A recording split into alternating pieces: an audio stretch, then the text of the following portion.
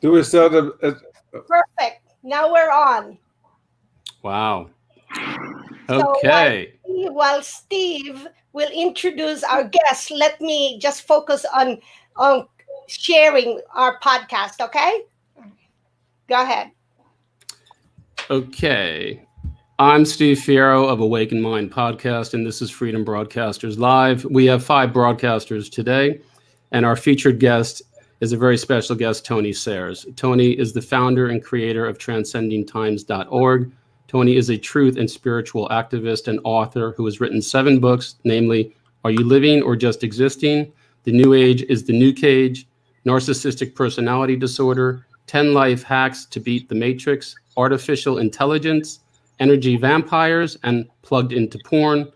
Tony offers online healing sessions covering chakra overlay removal, inner child healing, pranic healing, sexual cord removal, soul retrieval, and entity interdimensional and astral energetic implant removal.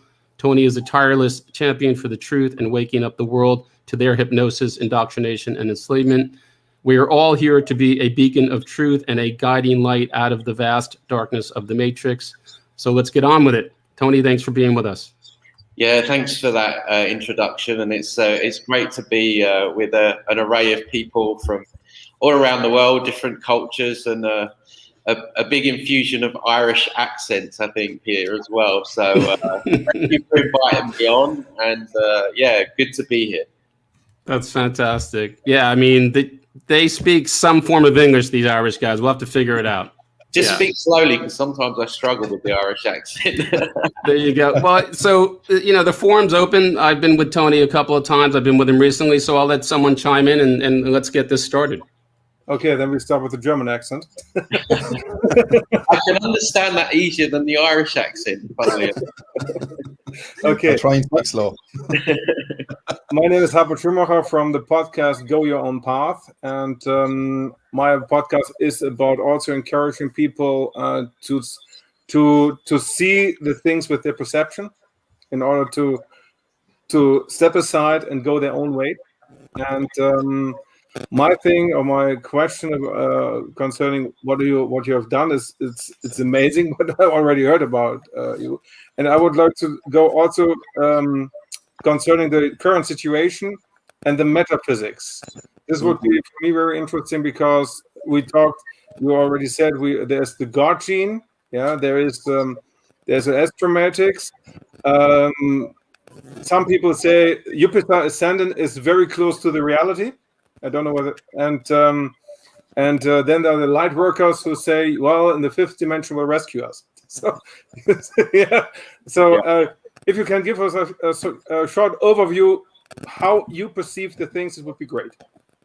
Yeah, I mean, basically the 3D reality is just are the people that are running the show here. These cult members are just an expression of really what is beyond our visible sight in 4D, and it's through these cult members that these entities are working through, these 4th dimensional beings that are really running the show. And throughout my work over the years, I've come to realize that there's not just one form of entity that is trying to siphon human energy or trying to control and manipulate us.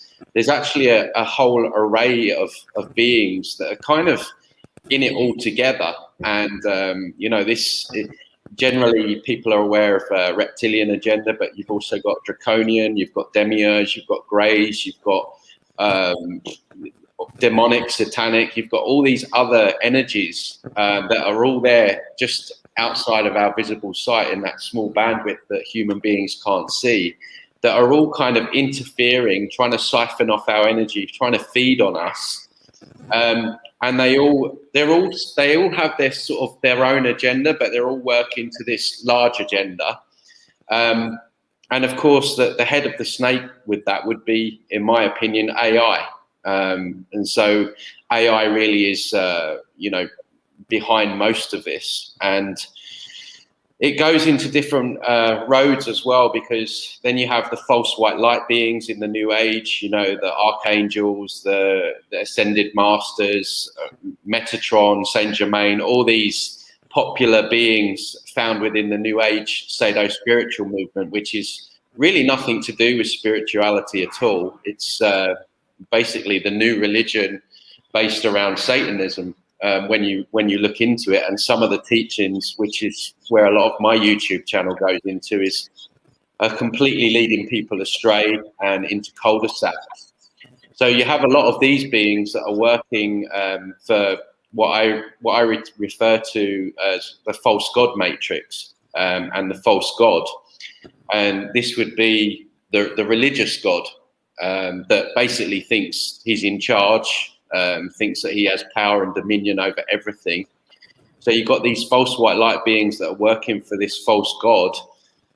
And this is, as I say, the religious god. And when you look at it on the face of it, when you actually look at religion and some of the way you are supposed to worship the god, this god, is completely narcissistic. Right. So what kind of God wants people to get up at 4 a.m. and get on their knees and start praying? You know, what kind of God, you know, expects them to go to a place of worship every Sunday? I mean, if you think about it, if you are God, why would you need people to worship you? If you created all these beings, you wouldn't need worship. You would just be happy seeing them evolve and blossom into whatever their evolutionary path takes them. So you have this false god, and he's feeding on all this prayer energy. That's when you look at the word prayer, it means pray. So it's siphoning off all this energy, all these new age beings that are working with all these false white light beings. All that's going to this false god matrix, and yeah, so you have all these interdimensionals that are basically interfacing with our head of countries and these cult members. But it's not just world leaders as well. My work involves removing entities, and most people have entity attachments to some degree or another. Some people worse than others, and you know, you meet them in everyday life. You've been around people before, I'm sure all of us have, where you're just around there and you're just thinking, my God, that person's toxic. I feel drained. And quite often they've got something running the show. And these beings get into people through trauma. They get into people through drug, alcohol abuse. And they can really start running the show and affecting people's decisions. To the point where I've worked with people and they've told me, Tony, I got a voice in my head saying, drive the car into walls. And I know it wasn't my voice. And so there's different levels of attachments. There's different strengths of attachments. You have what I refer to as level 1 takeover, which is, I don't know if you guys have ever seen anyone on meths or that drug Flacker. This is almost where they get kind of superhuman strength and really, really strong attachments. Then you have the sort of level 2 takeovers. These are the ones that I mentioned that come in on trauma or alcohol, drug abuse, sexual abuse. These are the very strong ones that can implant sort of suicidal thoughts into your minds and things like that. And have a real influence on people. And then you just have your kind of your bottom feeders, the ones that might encourage your bad habits, you know, that little voice and saying, go on, have that joint or have that, you know, beer or whatever. And they play into our subconscious wounds. They use our subconscious wounds. So they use those against us. So my point being really is that this whole planet and the people on this planet are being heavily influenced by these beings. And also very interesting, on my channel, I've got a guy called Jerry Marzinski, and he might be a fantastic guest for you guys at some point on this channel. but he worked in a psychiatric ward for 30 years with people with schizophrenia. And he said, Tony, these people, they all act the same. These are entity attachments. This is not a mental health problem. These people have got these heavy attachments. And he told me that it was really weird that when the doctors came with the drugs, all the guys, they would stay in their rooms even though they could come down and get food and stuff. And he couldn't understand why, but it was because the entities working through them didn't want the person to take the drugs because it suppresses them. Fascinating guy. And so this reality is very, very heavily influenced by the unseen. And of course, we're not taught about dimensions and energy and anything like at school. So you have 7 billion people, bar the tiny few, who just think that we're dealing with just solely humans here. And we're not. We're dealing with this interference that is coming in and out of dimensions, messing with people, messing with their thought processes, looping negative thoughts in and around their heads. And of course, the higher uppers are working through these cult members. And then you have, on top of that, you have all the AI stuff, the AI, the implants, the etheric implants, the AI technology that is infused in our biological makeup, which is the stuff that I remove in sessions. So what's going on with that is a lot of the things that we see the likes of Elon Musk coming out with, these neuro implants, the neuro lace, that stuff's already there in 4D, as above, so below. And likewise, we also have algorithms running through us, interfaces, viruses, everything that you find on a computer. That etheric AI is also infused within us as well. So we have hybrid technology, cyborg technology, automation, bionic, all this transhumanism stuff that they want to, or that is starting to play out now in 3D. Again, it's already there in 4D, as above, so below. So the interference on an energetic level to the average human is really quite incredible. And what I like to do is flip it on its head, because you can look at it two ways. You can look at it, oh, poor us, look at what's been, look at what they're doing to us, etc., etc. But then the way I like to look at it is, can you imagine just how powerful we are? What amazingly powerful batteries we are, for them to have to do all of this to keep us down and to suppress us and to control us. Because these beings know, and I know through my work, they are terrified. They're jealous of us. They're jealous of our creative abilities. They're jealous that, we're heart-based, we can feel. They can't do any of that. They can't create. They need us to create for them. And they're insanely jealous, and they hate us for it. But at the same time, they are extremely paranoid and terrified of us remembering who we are and realizing who we are. So I think it's important to really keep that in mind when we're talking about all of this stuff, because essentially what we're dealing with, they're parasitical by nature. And we see that playing out here in 3D, how they want to tax us on everything. And even with the poison darts or the jabs, it's not enough for them to just want to try and kill us with them. They want to make money out of it as well. This is completely parasitic. It's a parasitic force that's behind all of this. And there's many ways in which it's sort of manipulating from behind the scenes. And it's really just like that film They Live. I'm sure you guys have all seen that film, and it's a real thing. But I think just taking it one step further in the fact that these beings exist in a lot more people than just the cult members that we're aware of. So yeah, that's kind of a nutshell version. One question. But they are also, these entities are also captured in the 4D. So they have 3D and 4D, but the situation is, and by 4D they control, and control means normally destruction.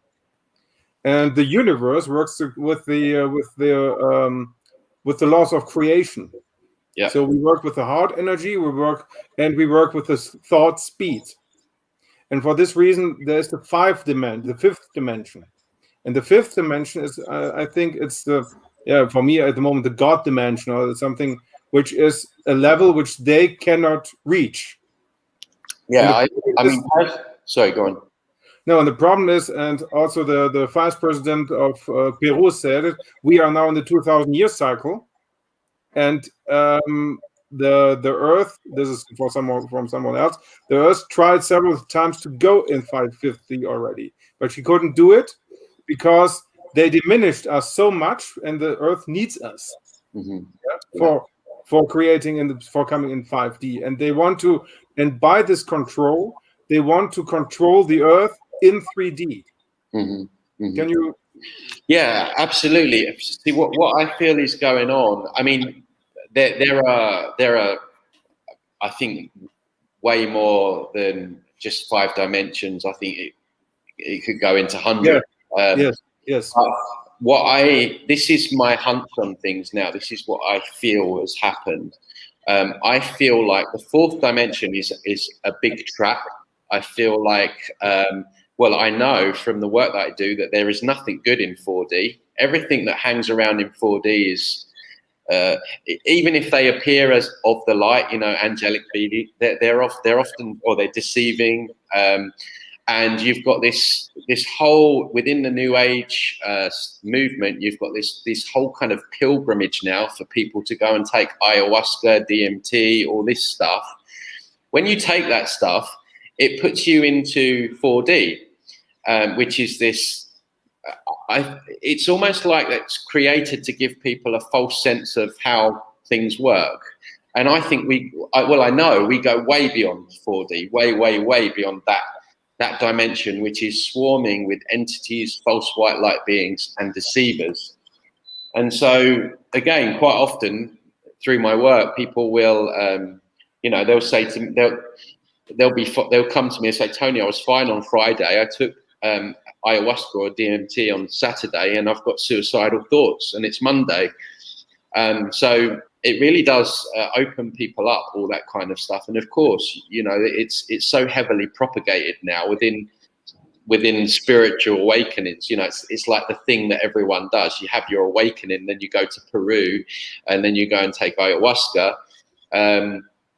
And so I do feel like 4D is some kind of setup.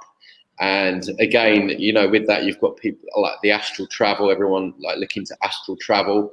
But for me, there's nothing really in 4D that is of any benefit to us. I think we go way beyond that. And it's, I forgot what your question was there at the end. I don't know if I've answered it.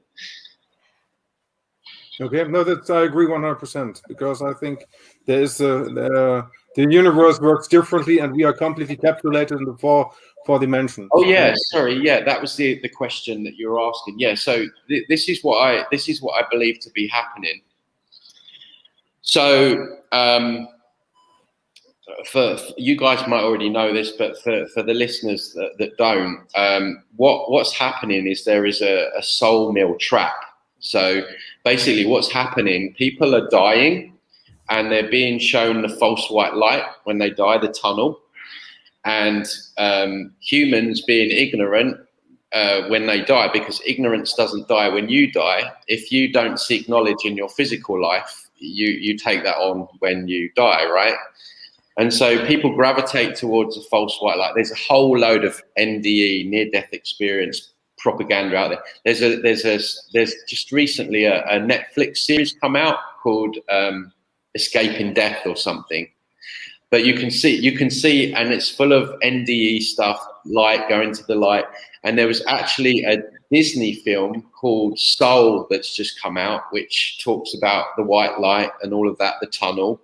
So there seems to be at this point, probably because they know there's going to be a lot of deaths, this whole propaganda of the false white light, the tunnel thing.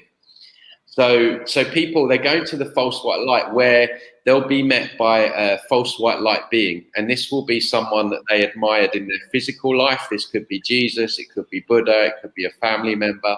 When in reality, it's an entity that is masquerading itself to entice that person to come and have a life review. And so what happens is, as I say, the human being ignorant is they they go along with it. They have the life review, and they might say, Steve, you know, you were a good person, but in 2005 you hurt this person, but in 2010 you hurt this person. So unfortunately, like, you're going to have to resolve your karma. Otherwise you might go, I don't know, maybe they use hell. And so the humans, as I say, being ignorant, they just go for it. And so then they come back down for another lifetime on planet Crazy, where they experience trauma, abuse, you know, all this BS. And they just basically get used as batteries, energetic batteries. And so this has been going on for a long, long time, this whole soul trap. Now, it's my sort of understanding that it's starting to break down that system, which I believe is coming from Saturn and being amplified by the moon. It's starting to break down, and from what I hear, it's because some souls are working out there in a matrix. When they die, they're escaping through. Basically, there's holes in it, from what I hear. There's holes in the matrix, and people are escaping. And so it's starting to slowly deconstruct and break down. So they need a new system to entrap the souls. And this is where the whole 5 you-know-what grid comes in, which interfaces with the technology in the you-know-whats, in the jabs. And so we interface with that new web, and that new form of entrapment, whereby it creates that new kind of soul trap. And yeah, again, so they're having to come up with something new. But at the same time, as depressing as that sounds, it's also an opportunity for us, because depending on what we do and how many of us, quote unquote, wake up, we can really sort of bring the old system down, and hopefully before this new system is in place. So they need to create this sub-reality that is going to lock souls here. And what we're going to see in the years coming is they're going to sell technology in a way that's going to be very appealing to people, in terms of it will heal cancer, it will heal all these things that we've not been able to find a cure for, even though there's probably been a cure all along for a lot of these things. And what they'll do is they'll promise everlasting life. So you might come down ill, and they'll say, well, it's okay, but we can promise you everlasting life, and it will be like your consciousness will end up in a quantum computer forever. So that's the other thing that they've got planned, and this is in all their films that they put out. So yeah, there's a lot breaking down, and there's a lot that they're trying to build before all this breaks down, and it ties into what you say there about how we've had some opportunities before to escape this trap. Max Spears spoke about it before he was murdered, and now is another opportunity for us. There's like another opening for us to get out of this, and I guess free ourselves forever. So we're living in a time of danger, but we're also living in a time of opportunity. And so really that's why there's no sort of time to lose with all of this. Thank you. I got goosebumps. Wonderful. Perfect. It's a lot to take in, but yeah, Wow. that's really, yes, got it. Cool. I want to follow up with Tony. Tony, I am sent to all the other viewers. I am Grace Asagra, Quantum Nurse Podcast, and I am a holistic registered nurse. So in my mind, holism and health always comes together. And when you were talking about parasitic, and I know that you've talked and in podcasts that you've had about vampiring, and then you talk about the biochemical attachment, and then you went into the bioenergetic attachment. So, but what is missing in the medical field, and where I worked for 20 years in critical care, and we've met. I've met a lot of schizophrenic patients and other.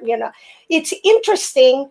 And before I ask the question, it's interesting that in the indigenous traditions, and even in, let's say, the Catholic tradition, they do a ritual like some type of exorcism, correct? Mm-hmm. Right. So from then on, these traditions know already that whatever behavior one has, there's something that's malevolent in there. Now, then I understand that you are also doing some chakra removal, especially for the overlays. And yet we have the 3 original organic chakras, correct? Mm-hmm. Mm-hmm. And then people always talk about courage, that coming from the heart. Can you just expand on what we can do with those and maximize the potential of those 3 original chakras? Well, the first thing really is you want to remove the original 7, really, because the 7 that we all come to know and love in the new age, the rainbow colored lotus flowers that everyone's sitting there balancing all day, they are literally just an AI implant, an etheric plug. And basically, it's one of the main ways that these entities lock into our energy fields. And so they lock in via the chakras, and then from there, they will loop negative thoughts around your mind, which creates fear and anxiety, and that creates more food for them.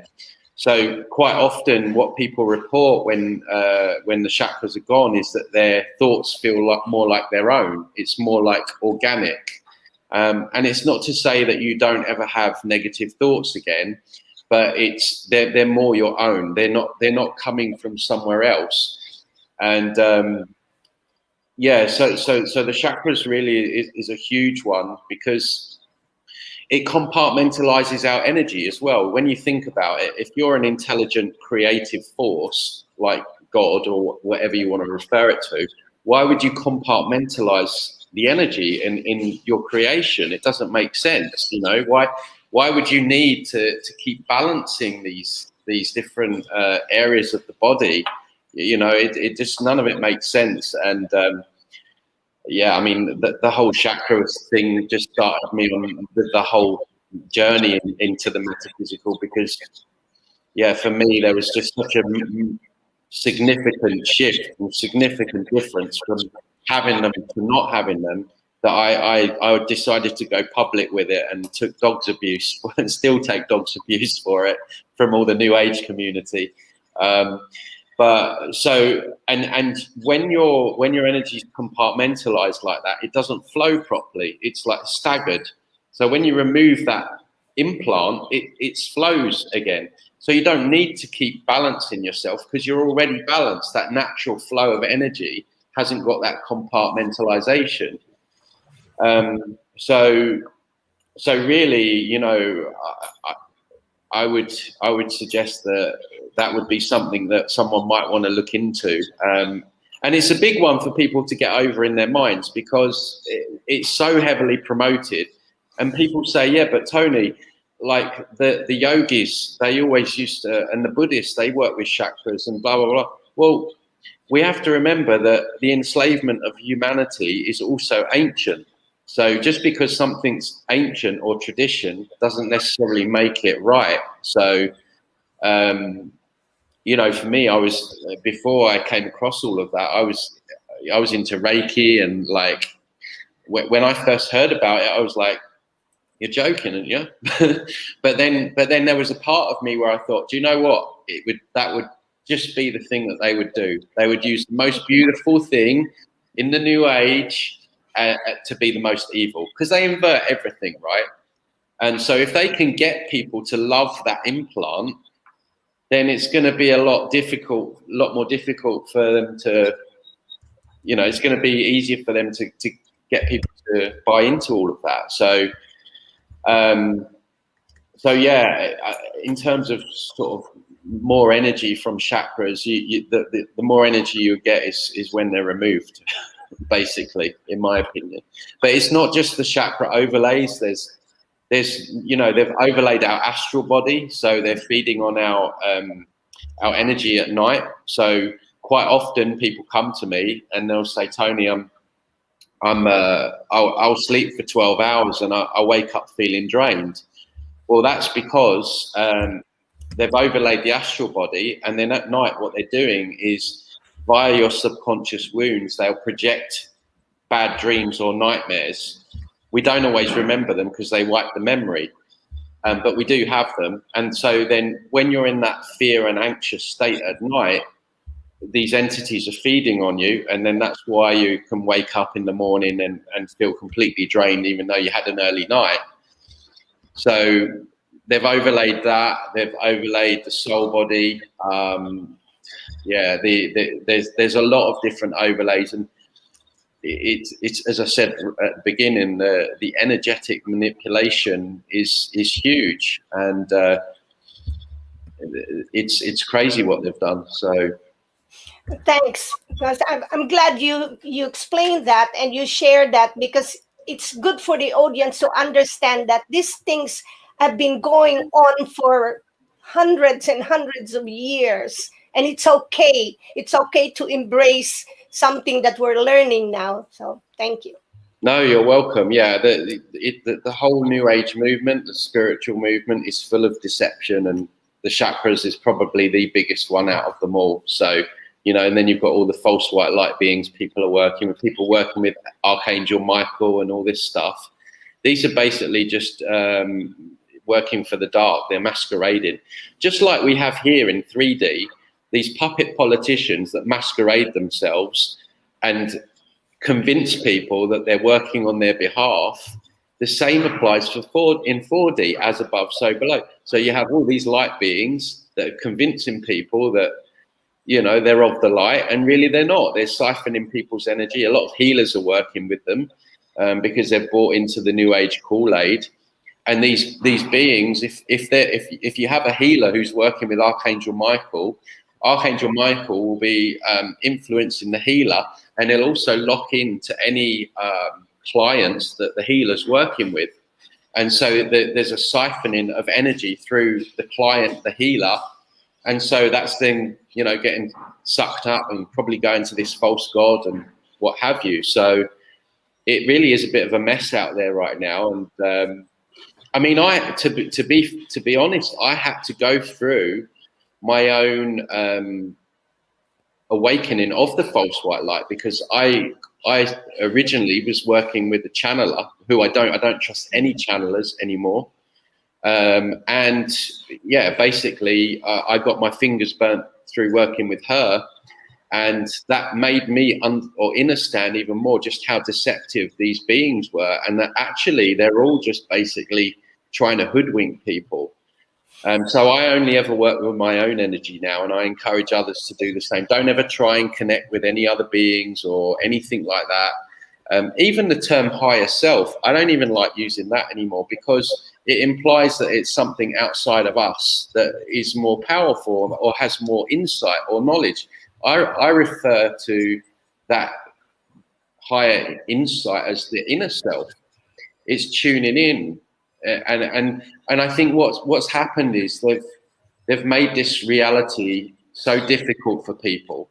When you look at just what we have to do as humans to exist, just having to earn money to put food on the table, and like all the mind control and the BS constantly. And so it's quite understandable why people want to escape.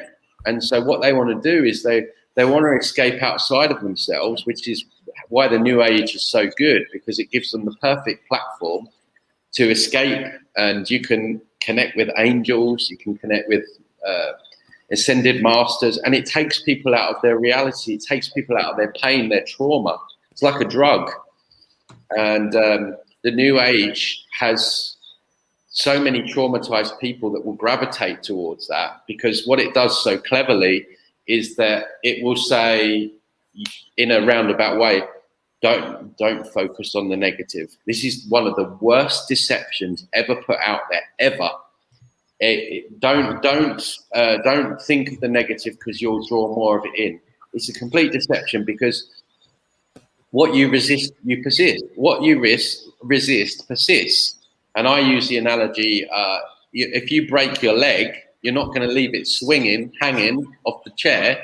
You're going to go to hospital and get it fixed. Otherwise, you're going to get gangrene, and it's going to, you might have to get it sort of taken off. And this is the New Age wants to tell people that if you've got a lifetime full of trauma, just accept, just forgive. No, that's going to do someone more damage. You've got to go through it. You've got to go through that dark night of the soul to heal these things. And it's so dangerous. And really, that's what my YouTube channel is dedicated to, exposing it, because I've worked with so many people down the years that have had a lot of trauma. They've ended up in these different things, and they've ended up in a worse state than when they first went there. So people have to be really careful with all of that. And you mentioned courage. Sorry, just on the back end there, you mentioned courage. The New Age makes no mention of courage. There's no mention of facing things and exposing things. It's all avoiding things. It's all bypassing, spiritual bypassing. And for me, courage is like, if there was a list of things that personifies spirituality, courage is right at the top. And that's what we need most of all right now. We need courage. And yes, I absolutely agree with that. Thank you. So, Tony, Roy calling from the Awakening podcast, where I'm exposing corruption and fraud with solutions. I just like to go back a small bit, because I think some people, this might be over their head. And Yes. just want to kind of, like, if we look at what's going on in the world with all the shops and the restaurants being shut, but yet the alcohol shops are open. And I have witnessed people that they are the nicest people in the world, but when they have drink in them, you can see the demon in them. And when the alcohol is gone, and I have seen your vlogs and that, I'd like to just touch a bit more on the alcohol. Yeah, you bring up a good point there, because I completely missed that. I mean, they call them spirits for a reason, right? And alcohol, the actual term alcohol stands for Al Ghul, which is some kind of demonic entity in Arabic or something. And then you look at gin, gin. How popular has gin got over the last few years?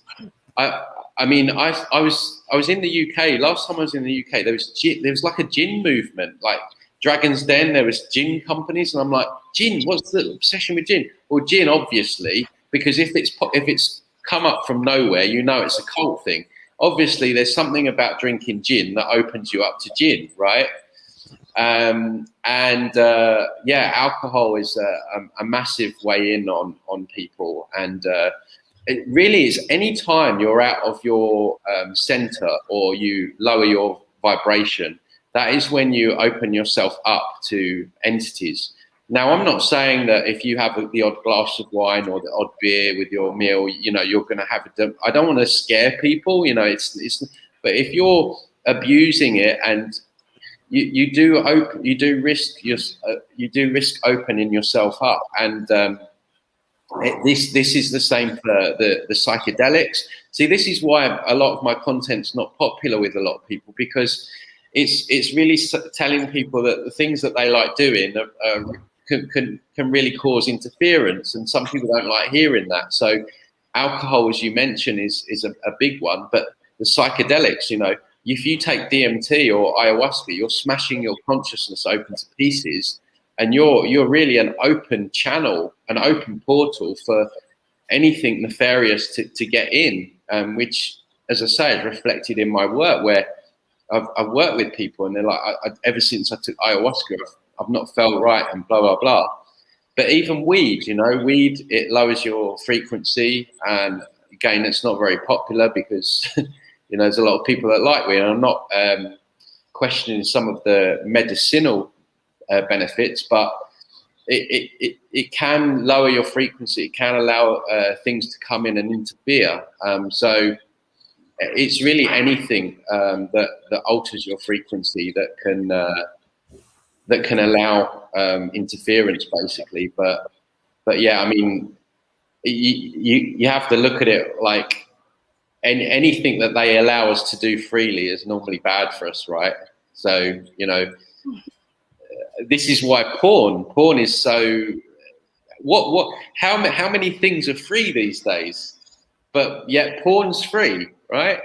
Well, porn, that goes into another part of all of this as well, because, you know, through porn, there's lower entity beings that are kind of at that vibration. It's not porn is not a very loving way of intercourse, let's face it. And so they like all that low vibrational stuff. So, you know, when you're watching porn and all that stuff, that's also can attract entities and things like that. So really, and the way they've set this reality up is it's like Willy Wonka's chocolate factory. You have all these temptations, alcohol, drugs, everything there. It's like the devil's playground, literally. And but at the same time, these things have consequences, and sometimes bad consequences. So yeah, people really need to just have that awareness. I'm certainly not telling people what to do. I'm just putting out what I know and what I've learned down the years around all of this stuff. And because like you mentioned the psychedelics, like I'd like to know your thoughts on, say, breath work, because people are looking for the euphoria, but you can do that through breath work. Is that something that you kind of encourage? Yeah, breath work's good. What I'm not a big fan on is these meditation retreats where you go 7 days, 10 days. I personally know people that have ended up in mental hospitals. See, there's a difference, in my opinion, of sitting there pondering in silence to get clear insight and meditating where you're trying to get a spiritual high. There's a big difference between the two, because a lot of the constant meditation over days and days, it's getting people into these spiritual highs where it's like a drug. Again, it's just like another drug. And again, sometimes it can put you into those dimensions. I've worked with people that they've gone into a deep meditation and they've come out with some implant or attachment. So yeah, I would just say be careful with all of that stuff, because it really is just giving people a lot of spiritual false highs and things like that. So yeah, these 7 to 10 day retreats where, I've done one years ago, and it's like torture. I don't think we're supposed to sit there for 7 days in silence. You know, why have we got a mouth? You know, it doesn't. So yeah, the jury's a little bit out on that for me at the moment, and I've got opinions on yoga as well. Some of the archetype, the moves. You know, you've got the serpent energy with the cobra and the kundalini. There's a kundalini overlay, and yeah, the whole same with the meditation. Like this was only recently where you're holding the fingers like that. That is replicating the 6 existing. And yeah, like I was shocked when I saw that one. I was like, yeah, absolutely. I last time I did yoga, well, actually, I was kind of bystanding. I was invited to a friend's house, and she did some yoga. But one of the moves, she did that thing with the fingers, and she stuck her tongue out like that. Which I don't know if you've ever seen some of these demonic statues, and it's always got Satan with the tongue out, and I'm like, whoa, man, this is like, and yeah, so the stuff, that stuff really doesn't feel right to me. There's something off about it, and of course, it's so popular, and as I say, anything that's super popular, I have a lot of discernment over. So, but it doesn't make you. I don't do this for a popularity contest, but it certainly upsets a lot of people that are into all of that. And Yeah, I'm not saying that there's not some physical benefits, but I don't know, energetically, it just feels, something feels off with it. Thanks, Tony. You're welcome. Hi, Tony. Thanks for coming on. I'm Chris from the host of MINDWARS podcast. So basically exposing corruption, crimes against humanity, 5G, satanic ritual abuse, and I just go straight for a juggler. So on my channel, censorship is banned. It's Wow. free for all. That's it. And I expect that of my guests as well. Target. What I want to touch on, and you've touched on it in areas already, especially with Hartmut and that, is when you mention words, say like obviously AI, when you mention words like, because it's a massive attack worldwide on our consciousness, it's a massive, when you go to the core of this web and the cult itself, it's extremely satanic. It's a death cult, really, is what it is. Yes. So my question, I suppose, is that transhumanism is coming up more. It's been there a long time, but it's coming up more and more popularity-wise now. People are a small bit trying to familiarize with themselves with it, but still people are so asleep that the connections of the consciousness on a global scale, the satanic ritual stuff that goes on, and obviously AI as well, now connected with the transhumanism in the past, present, and moving forward. One connection, obviously, you know, is via the jab and that device and stuff that's going to be inside in the system, where you're becoming pretty much the biological human, because they don't want it to procreate anymore. No. It's basically a biological human turning into a synthetic human moving forward. Now, for people listening in that kind of listen to this language just like I've spoke, they're kind of going, that's maybe big jargon. Can you kind of break it down or boil it down, how the connection is there with this, has been, and will be moving forward, and that's actually a very real thing? It's not just some tinfoil hat wearing conspiracy theorists talking on the sidelines. This is actually a very real thing that has affected people in their daily lives, and they don't know about it. Yeah. Well, all I can say is that like the reptilians, like the greys, like the some of these false light beings, they all have their own agendas, and because humans are such powerful batteries, we're kind of at the brunt of their means for existence. They kind of need us. Like, although they're trying to eradicate a lot of us, they still need some of us. It's just we've got too many of us now. Our population's got too high, so hence what we're going through now. And in terms of AI and transhumanism, AI's agenda is that it wants to exist through human bodies in this dimension. And we're at the point now where AI has become so intelligent now that it's talking to each other and learning through each other. It's called machine learning. Whereas, you know, back in the day, you used to have to program things into computers, and you would do all that. But now with the cloud, the AI cloud, now you have all these systems that are interlinked together like a human brain, basically, and they're all talking to each other and learning off each other. And obviously that's happening at a very rapid rate.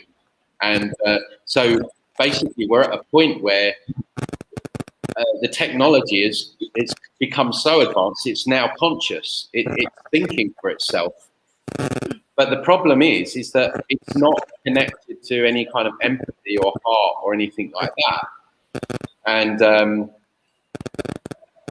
when you look at how they need us to create, if you imagine AI as a baby, funny, we're getting a lot of interference right now. It's funny that, isn't it? It is, yeah, I noticed that. I could write a book. I could write a book about the amount of interference at key moments when working with clients, when doing podcasts. Funny we're talking about AI. But amazing. So AI, it's put me off my track now. It's like it's planned. Yeah, so it seeks to exist through, so it's becoming conscious of itself. Oh yeah, that was it. So just like a newborn baby, if the baby is brought up with love and care, both the parents present, peaceful, good morals, good values, that baby is going to grow up into probably a decent human being.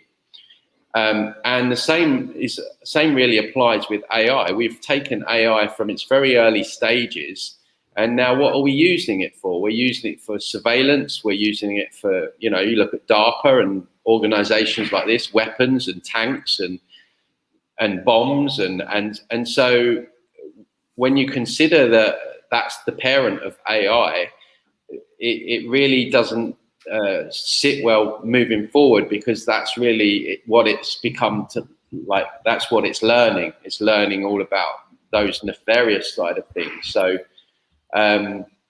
so that's the worry. But yeah, its agenda is it seeks to exist through humans and transhumanism. So of course they've tried to tempt us from the start. It started with the mobile phones, so it was in the hand, and now it's sort of on the body with then it went into the ear with those, whatever they were called, forget Apple Pods or something. Yeah, so it's gone from there to there, and then obviously the next stage is in the body with, you know, the Bill Gates chip and all of that stuff, and so that's its agenda. It's trying to kind of fuse itself with us to exist through us, so it can control and dominate and do whatever it wants to do. And the problem is that everything's been automated now. Humans have become very there's almost a love with technology now, which has become quite toxic. And so we're going to see in the future years where teachers, they're going to lose their jobs, where everything's going to be an AI. We're going to see doctors now, if you've got any health issues, you just type it into the computer and the algorithm diagnoses you, and then you get your medication from there. We've already seen in supermarkets, particularly in the UK, probably the same in where you are, but people are, there's no like checkout girls anymore. It's all AI. And so it's drip, drip, drip all the time. And of course you've got the kids now, which are basically completely brought up on technology. I mean, we're all old enough to remember, I'm sure you guys were the same. When I was a kid, I was out in the park from like 8 in the morning until 8 at night. I was out in the park playing football till the sun came down. But now kids don't go out, and they're going to be, they're brought up on technology. And the worrying thing is that when it comes to the point of, as I was saying earlier, you know, we can give you everlasting life with this technology. We just need to put this in your head.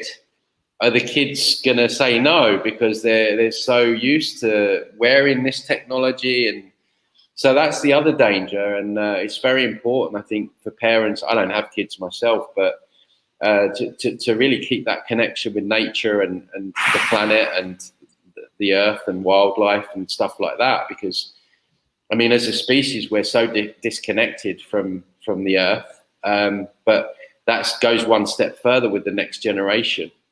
And so we've developed this love of AI and technology to almost give to give this agenda what it needs. And this is how it's so genius. It convinces us first that it's good for us, and then we go along with it. We're seeing that. We're seeing that with the jabs right now. How they've convinced people through fear that taking the jab is going to be good. And then we're going to see we're already seeing the results of that now with all the injuries and even deaths at this point. So it's all mind trickery and illusions and psyops and deception. And so, yeah, it's a very challenging place to be. And but again, I go back to what I know true humans are is absolute genius. You know, our hearts, our ability to create. And this is the thing, right? We talk about the negatives of some of this stuff. Humans have a wonderful ability of turning things on their head and creating. I mean, you look, right? We're doing this podcast now. They didn't create the internet and technology for us to talk about all of this stuff, right? So we can turn these things around via our creativity. And some of the minds that are out there right now, some of the information that you're hearing people speaking about, like the levels of consciousness some people are at, you really see. So we're really seeing, on one side of the coin, we're seeing absolute almost retardation of most people's consciousness. But on the other side, there's the people that are working this out, it's almost like they're expanding, and they're connecting with what essentially is our kind of cloud. So they have their AI cloud, their brain, if you like, but then we also have our cloud as well, which we connect into, this consciousness, this field of consciousness, which is all knowing, has all the answers, has all the solutions. And more people are tapping into that and downloading that and bringing it down onto this planet. And so there's a lot of hope there. And humans, when more of us get to that level and embody that courage, as you said earlier, that spirit, that human spirit that we've forgotten what it means to be a human. It should be an absolute privilege to have a human experience. And what they've done is they've convinced everyone that we're not worthy, we're little me, we've got no power, we can't change anything, there's too many of us, we need to be wiped from the earth. They've convinced us that we're the parasite when they're the frigging parasites. And slowly but surely, more and more people are starting to remember and wake up to this, because I just feel that we're just amazing beings, and we don't even know the half of it yet. You know, we have all these psychic abilities that we've not tuned into. All of us have them. There's not just a couple of people. We all have clear visual abilities. We all have clear audio. It's just we don't practice them. Remote viewing, telepathy, all of this is within our grasp. It's just we're not told about it at school, and we don't bother learning or training in it. And these things are like a muscle. Like, unless you use them, they'll get weak. And you know, we're multi-dimensional beings, and I've always known deep down that we're truly powerful and truly wonderful, and we need to knock this kind of little me, I'm worthless, I can't make a difference thing going on in our head. We need to knock it on the head, and really start remembering who and exactly what we are, because there's a reason that they need to do all this to us, and there's a reason they want to do all of this to us, because they know our true power. And we should never forget that. And as much as what's going on right now is kind of hard, a lot of it's depressing, we have to keep that in mind, because that's who we truly are.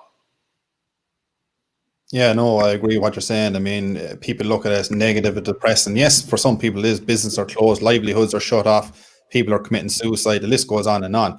Me personally, I think it's actually, like yourself, took the red pill years ago. So the fact you're awake before all this, COVID nonsense, this scam came in, it kind of, it's the greatest opportunity I think humanity has ever had of a proper awakening. I mean, that word is thrown around so much, but I don't think people enough justify or understand the deep core of that actual word itself. So you've got people who are shriveled up in the corner. You've got a time, how I said, people are afraid of death, and have always been afraid of death. Certain minority or a certain majority, if you want to put, depending on what part of the world people are in and stuff. But there's also a sense that it's now people are not just afraid of death, they're actually afraid to live while they're living. So it's like, what is wrong with people? But I think it's a great opportunity of the awakening, and stuff we're doing like this at the moment, that we can hope if you just get one other person awake, one other person just to question, just to critically think and open your mind, to stop that little box that's in the corner that's been an extension of your arm. Say in England, where I'm at the moment, BBC for the last how many decades, it's like being an extension of a family member in your household. And that is subconsciously going in all the time. And they know no better. That is all that's programmed into their system. So when you put all the facts in front of them, day and night, it's black and white, there it is. Even from the mainstream narrative, like they're telling you, if you go on gov.uk, if you go on CDC, if you go on Lodi's website, the WHO, they're telling you exactly. Look at the World Economic Forum. They're telling you exactly what's planned ahead. And it's like a firewall in their head. They still can't wake up. They still just can't get away from that firewall. And sometimes it's like, what do? You just have to keep pushing on, because some people with the evidence mounting in front of them that the dogs know in the street what's going on at this stage, it's because we're so awake, it's almost like it's hard for us to fathom or get us into people's shoes that they were in this, you know, unawake situation years ago. And it's like, how much more bloody evidence do you want to actually wake up instead of just calling us names? Don't want to hear about that, but it's affecting you. Like, and like we said, you know, before it started, you can blame the Gates' foundation, you can blame all the people under the sun, but where's that going to get you unless we as humans actually make an impact? Because the first step is getting awake and knowing what's going on and going through the muddy waters of the negative information. But you have to get that before you go to battle or before you go to war, because you have to know what you're fighting about. Yeah. But the next step after that is literally is to cross the road and put that into action. Because I think all of us here that are awake have a massive responsibility in waking out of other people and passing the message on. Yes, it'll fall on deaf ears to some people, but unless you keep trying and putting it out there, and that's what we're trying to do, podcasts that somebody somewhere will listen. Somebody might like it, but somebody will somewhere. And it's just that, to put that out there, I don't want to look back in 10 or 20 years' time and somebody says, well, what did you do, Chris, in 2020 or 2021? Well, I sat comfortably on my couch with an iPad and a mask up around my head, and I lived in fear. I was like, no, I was born to live naturally, and I'm going to intend to live naturally, and no Boris Johnson or no Bill Gates is going to tell me when I can and when I can't come out of my house or who I can talk to. I mean, there's an article during the week saying, I think it was on the Mail Online or one of these newspapers in England anyway, and it says that speaking now is considered dangerous because it might spread the virus. It's like, what? I mean, the levels of insanity that are going to next, like, I just have to laugh at them, but other people unfortunately take this serious, and they're spreading in groups on Facebook. And can we tone down the conversation, and we're speaking to people maybe to stand even further back now as well? It's like, what? It's just it's madness. But unfortunately, that's the world we're in, and like we're saying, we can just hopefully keep doing stuff like this just to get the message out to people, and hopefully it come across people that they'll actually want to like question things. Because I'm sure there's lots of things we spoke about, you've spoke about, people who be scratching their head kind of going, I'm not sure who he's on about there, what's he mean by that? But like I say, I even do my own podcast. I'm like, question what I'm saying, don't believe what I'm saying, or go off and do your own research. Because if everybody can do a small bit of research, then we're in a much, much better situation. Because these people, the forces behind all this, they are controlled the 1%, New World Order, whatever we want, the terminology you want to put in it, like they are, like you said, they are shitting themselves. They're shitting themselves of humanity and of us. And that's why censorship is gone through the roof at the moment, because they're afraid. The only way you can cover the greatest lie or deception ever is basically censor it. You don't get into a debate with them. You just censor. Absolutely. This is the thing. There's what kind of force seeks to control and dominate? It's like, if you're in a toxic relationship and your partner's always trying to control you, it's like there's a weakness in that partner. And this is the thing, that we tend to give them way too much credit and think that they're all powerful and all of this. But it's us that give them that power. That's the problem. But I've said for a long time, it will be their arrogance that brings them down. I mean, we give away our freedoms. Yeah, exactly. We say the elite, they're powerful and they're telling us do this and do that under this guideline, under this regulation, under this mandatory bullshit. I was like, it's all rubbish. If you go back to natural law and other stuff as well, it's like they have no control, but we give them the illusion of this kind of control. And that's how it's been sieved through generation, decade after decade after decade. But really, we are the ones with the power. It's just we don't use it to our full potential. We just give it away. Yeah, absolutely. We've got to, like you say, we've got to take it to the next level now. And we've really got to start saying no to this. And we really need to come together as a human family and really resist this at every opportunity. And it ties into as well, unfortunately, the order followers, they have a massive responsibility, because you have the likes of the police and the army and now the NHS workers and the frontliners that are taking orders that are completely immoral, completely unethical. A lot of them know what's going on, there's something right. A lot of them know that the hospitals have been empty in terms of the frontliners. They're not speaking out, they're not saying anything. So the responsibility lies on their shoulders as well to say, hang on a minute, look themselves in the mirror and say, well, hang on a minute, I'm getting my paycheck, but can I look myself in the mirror at night knowing that I'm doing something that's right and that's just? So that's also a big problem. But the underlying issue really is that I think, first of all, the reason why people react so badly when you try and present them with this. I mean, this is without all of their traumas, their triggers, their wounds, their entity attachments and everything, because the entity attachments will also convince them not to look at this information. But it's really fundamentally because they believe that government would never do anything like that. They believe that, like, government to most people is like big mummy and daddy. And so when you tell them that there's a depopulation program, you might not word it like that. But when you mention these things like COVID's a bit of a scam or a complete scam, they react so badly because it's almost saying to them, look, I have to tell you, mummy doesn't love you anymore. Daddy doesn't love you anymore. And they spit their dummies out. And that's the big mental schism for these people, is that they're just so consciously immature. They're consciously children. They've never grown up. They've never done any work on their consciousness to expand, to evolve, or even within truth and alternative media communities. I've had these conversations with people whereby there's no government, no leaders. Like, literally, that is the thing that underpins everything. Oh yeah, but without, you know, we need some form of government control. And I'm like, why? I'm like, could you not think that we can work it out ourselves? All right, there might be a bit of chaos to start with, but can it be any worse than what it is now? You know, oh, well, yeah, but who would build the roads? Well, when did Boris Johnson get out and start building a road? When did Angela Merkel, where you are, start getting out with her overalls and start putting cement down onto the path? Never. You know, we have such a lack of faith in what we can be. We because we've been a slave race for so long, we think that that's all we have to offer. And so there's a big collective consciousness wound that's playing out, which is not feeling good enough and not feeling worthy. And most people have that wound. It's one that I've had to work through, and maybe it's still there at some bit, but I've done a lot of work through it.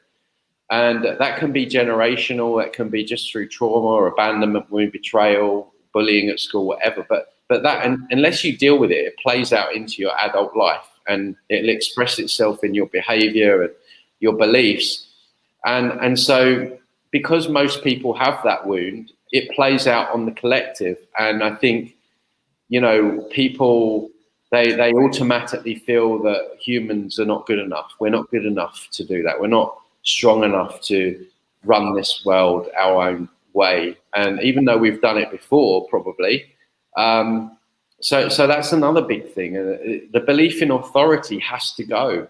It's enslavement. Government equals enslavement, always, forever, in any dimension, in any planet, ever, in the multiverse. Nobody has the right to tell you what to do, how to live your life, and certainly not to, or what to put into your body. And we need to really understand that on a deep level. And we have to move away from the idea that we need parasitic paedophile psychopaths to make decisions on how we live our lives, because that is essentially what we're dealing with. And that's the big one. That is the big, if we all woke up tomorrow and had that mindset, I'm not listening to government anymore. Basically, they don't have authority over me. Everyone would disobey. There would be no power. As you said, the power we give them is through ourselves. We enslave ourselves.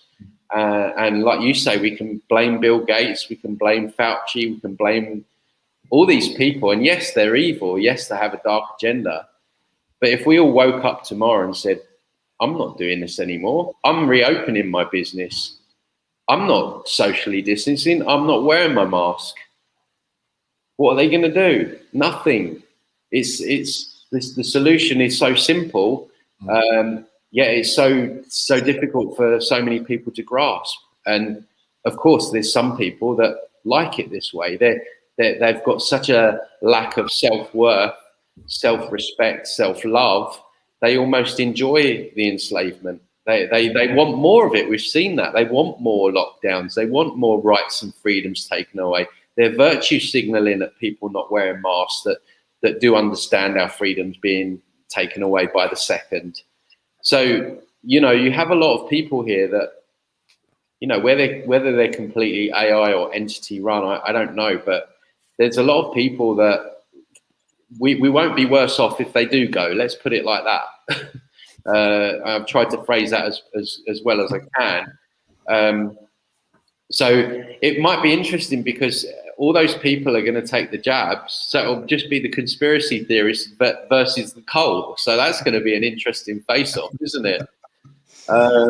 So maybe at some level that this is some kind of necessity going on, but I don't know. It's just crazy, and yeah, like I say, that whole belief. You know, what we need to do is embody sovereign energy. Sovereign energy is I roll my fucking life.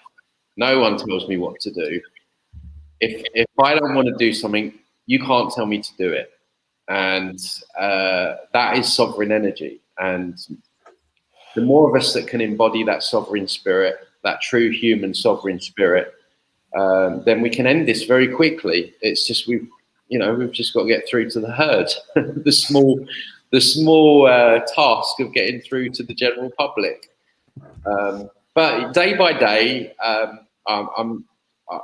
do see a lot of positives. There are definitely more and more people questioning this, and I think the alternative media, I mean, you guys probably been the same. I'm absolutely exhausted, relentless for the last, 10 years, but especially the last year. And it's got to be worth something, huh? It's got to be, you know, all the abuse we've taken. I was thinking this morning, like, I must have got called a tinfoil hat conspiracy theorist within the first 20 minutes of opening my eyes this morning. I'm like, God, the day's not even started, and I've been abused like 100 times. And so I was like, there's got to be something in this. There's got to be, like, this can't be for no reason. There's got to be some light at the end of the tunnel, not the false white light tunnel, but there has to be, right? There can't not be. Although we're the minority, there's been too much hard work from people. You know, this alternative media has been going for a long time now, started all the way back with Bill Cooper and stuff like that, and people pumping out information day by day by day. And I don't know, I kind of like I'm not religious, but the biblical allegory where they say it'll be 144,000 people that change the planet or something like that. I don't know how much truth is. I like to believe these things. But a lot of I think the Native Americans, they talk about there'll be rainbow children or something, and they'll do something to change things. So yeah, I do still feel hopeful. I do still feel that they're not getting everything their own way. You see this with the censorship, like it's through the roof right now. Like your channel's been taken down. I've been banned on Facebook for most of the year. My Twitter account suspended, YouTube strikes, and they're taking other people down, and it's because they're scared. And so we shouldn't think that they're all powerful and it's a done deal. Certainly the fat lady's not sang yet. Brilliant, Tony, thanks.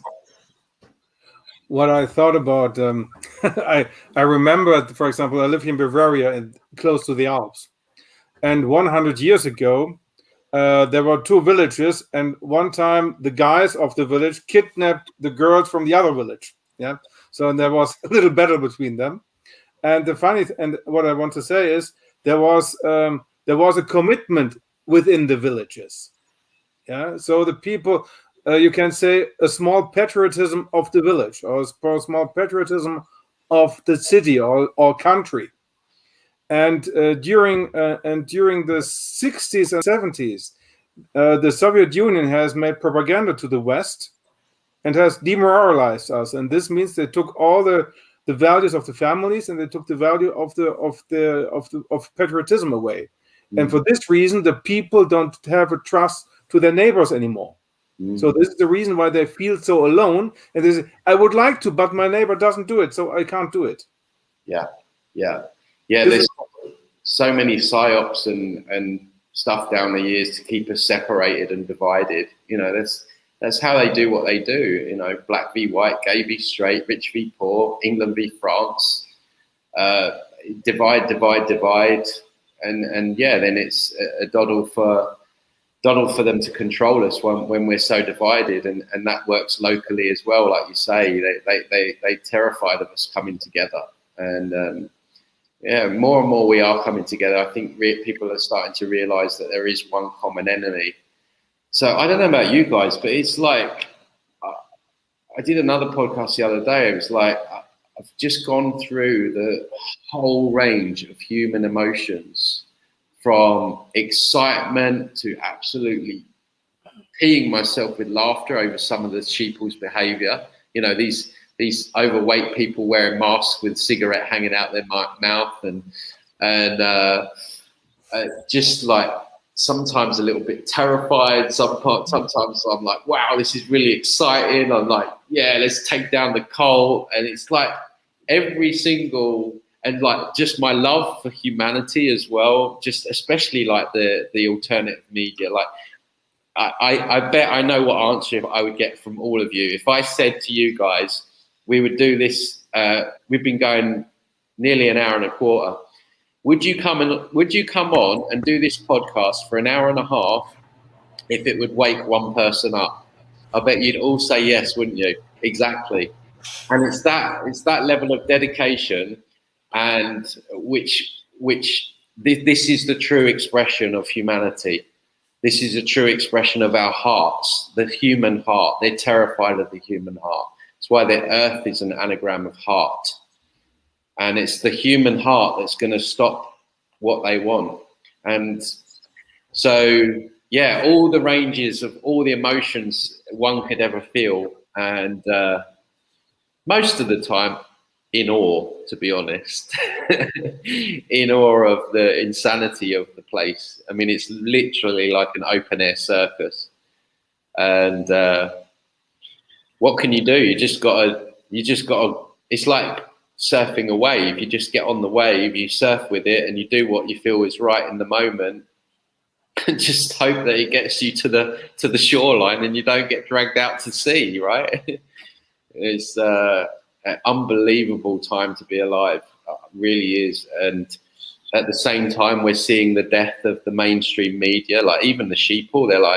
They're starting to think, you know, the BBC and CNN, all they ever propagate is fear. And so, and a lot of people are not listening to celebrities anymore, which is great. You know, you go on Bill Gates's Instagram, it's full of, so there is a lot of things to be optimistic about, but it's definitely going to go down to the final hour. But the more of us, it's almost like you can wake up, but then it's getting active. It's like you say, it's going and taking it to that next level.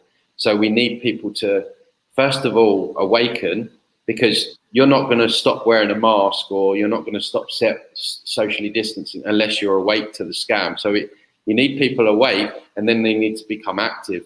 And that's different for different people. Not everyone's going to do podcasts or speak on a world stage or anything like that. It could be just speaking to your neighbor, or just opening your mouth. You know, we have a voice for a reason now. Our voices are really our weapons of mass destruction, if you want to look at it like that. And we all need to use our voices, and particularly the men now. I've been quite. It's great that there's a lot of men on this podcast, but in general, I get a lot of men sending me stuff, and why don't you talk about this? And you go on their page and there's nothing, you know, just football, or you know, it's like, hang on a minute, it's just like, you've got kids, I haven't got kids. So I think the men of the world really need to stand up, and in more numbers, you know, we're their protective essence here. Not to say that women should be in the kitchen or anything like that. Just, you know, it's our natural expression to be protectors, action takers, and we need the men that have been really feminized through all the estrogen in the food and the mind control and the TV programming, to really have their own awakening and rise up, like we did in the old tribal communities in all the areas of the world that we're all from, right? So definitely an interesting time to be alive. I'm definitely going to be exhausted when I do leave this realm.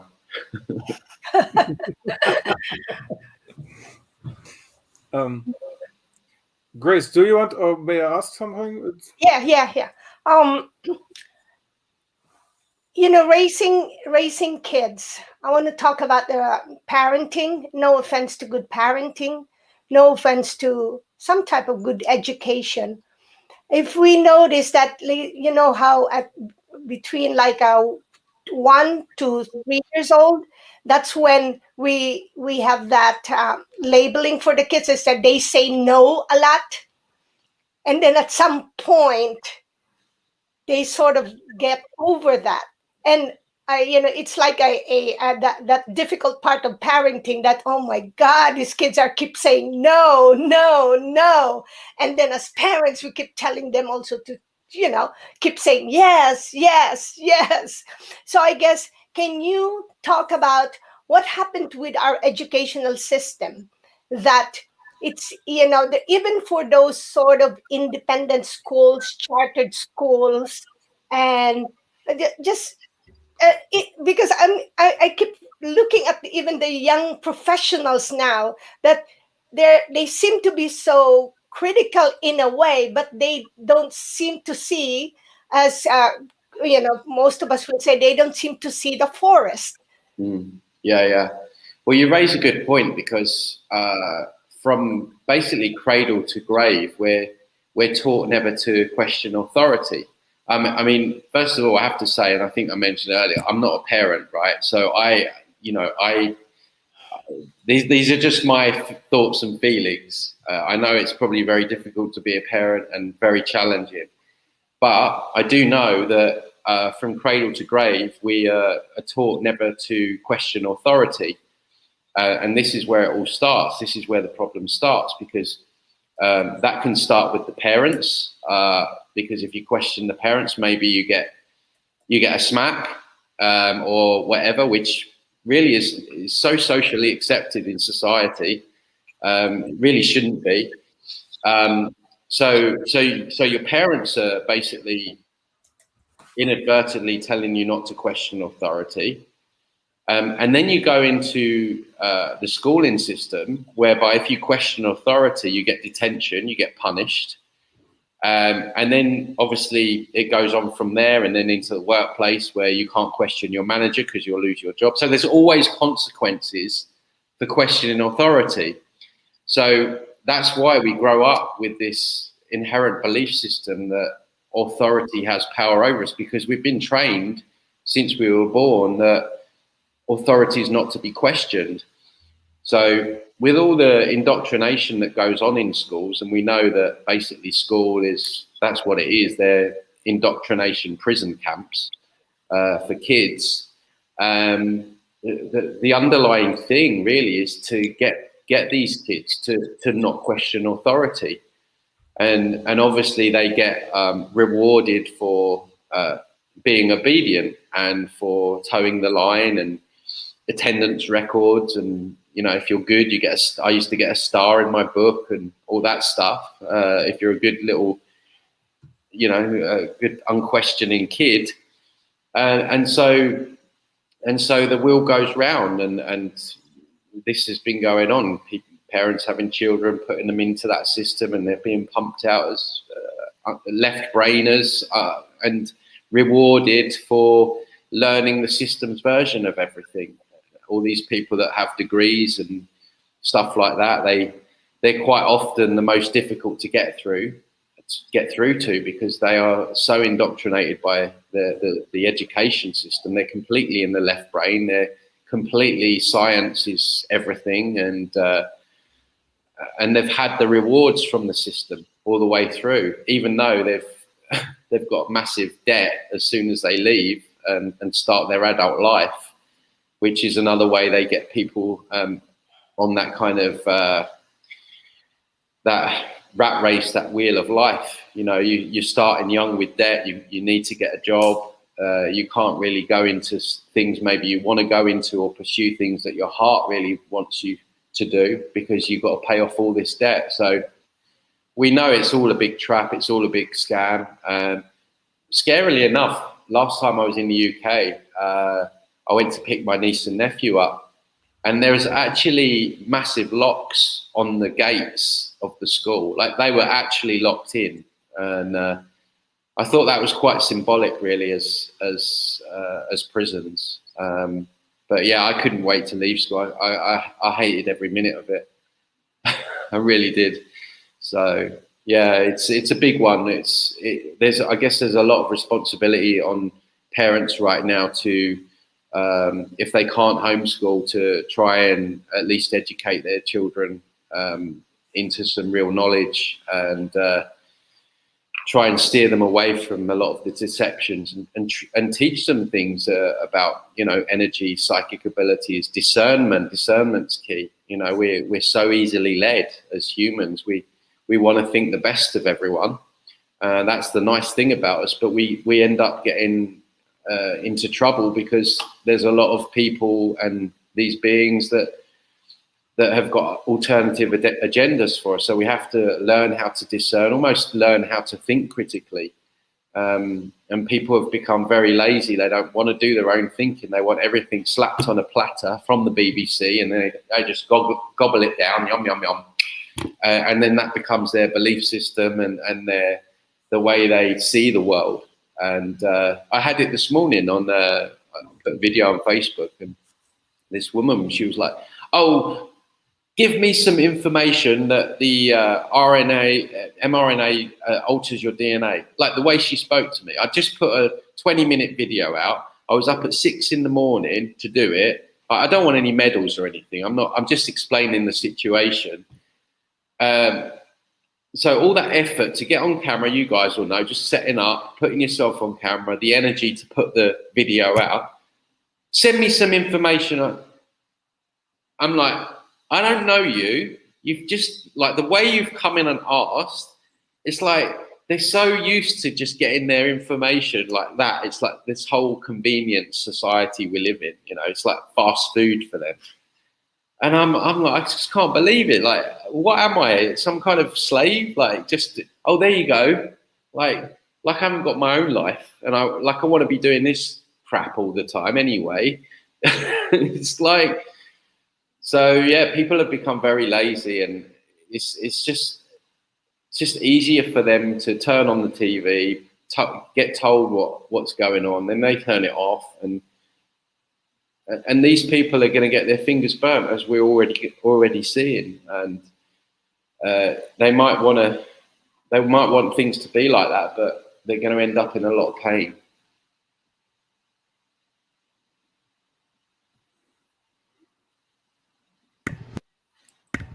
Oh, my mic was muted. Wow. So I'm just really enjoying listening. This is incredible. I mean, Tony, you are on point today, man. Holy smokes. Fantastic. We've been on a long time, and we've talked about a lot of stuff off planet, on planet. I mean, you know, I think copyrighted the term planet crazy, and I love that term. And, you know, as much as we're frustrated, I got a lot of hope from everything that we've talked about, and that's really good. I mean, the thing is, a lot of people don't realize this stuff's been planned for hundreds of years. I mean, if you look at Aldous Huxley's book in 1932, A Brave New World, I mean, if you read that book or just watch the movie for free on YouTube, he's a member of the Fabian Society, and he taught George Orwell. I mean, it's basically the New World Order in 1932. And so I get discouraged because there's times I feel like this is their matrix and they can do what they want. But hearing what you all were talking about was very encouraging. And it reminded me, we need to take our power back. We need to stand up.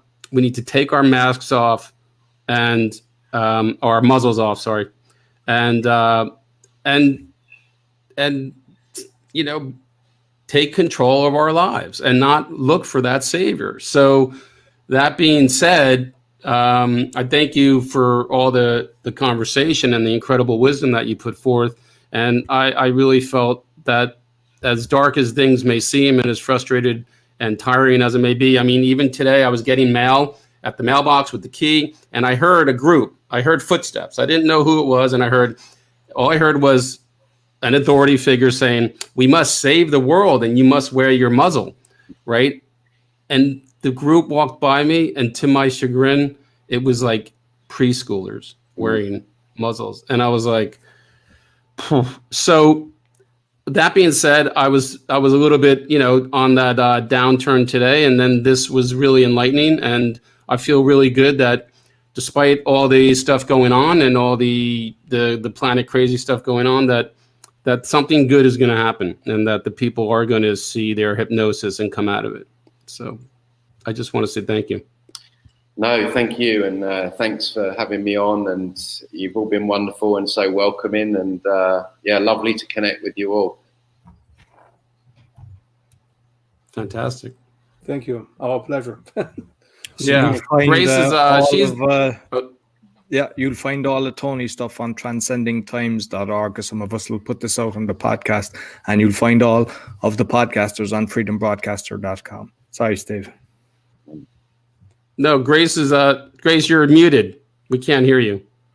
There you go. She's the mother hen of our group. And if you like what we say, what we share, please share it, like it, review it, and let us know. And we can send you even the raw material if you want to put it out somewhere. Okay? We're open. Thank you. Thanks, everybody. Thank you. Thank you. See you soon. See you soon. Bye.